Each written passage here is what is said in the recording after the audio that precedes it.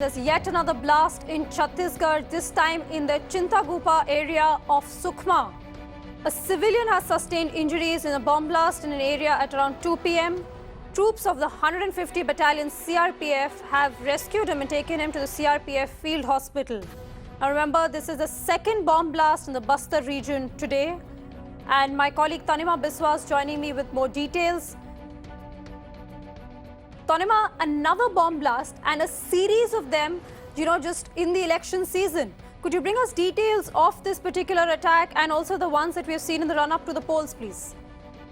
That's right, Aarti. What we can see is that there have in fact been two bomb blasts today, both in the Bastar region of Chhattisgarh. One of them, of course, the latest one which took place at Sukna at 2 p.m. in the afternoon, where a civilian has been injured because of the IED blast. And then earlier in the day, a jeep which was carrying BSF Jawans as well as a local Chhattisgarh police officer. That had in fact in the jeep encountered a landmine blast as well earlier in the morning at around 9 o'clock. This was in the Bijapur area. Both are of course districts which have been heavily Maoist dominated and affected by Maoist terror. So earlier in the day, the blast that took place, 4 BSF Jawans and a Chhattisgarh cop were injured. They have also been rushed to the hospital, and now this civilian who was injured in a bomb blast in the afternoon has been evacuated from the area and rushed to the local CRPF hospital.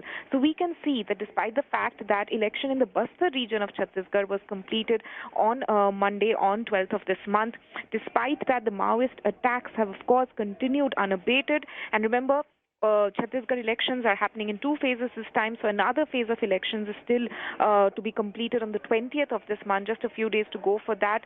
So clearly, the Maoist attacks are not stopping till for the next few days. That's what security officers over there are preparing themselves for. In fact, we've seen a number of attacks having taken place over the past 10 days or so, and now what we can see today is that there are two back-to-back IED blasts which have affected both, not just the troops over there in that area who are there on election duty, but civilians as well.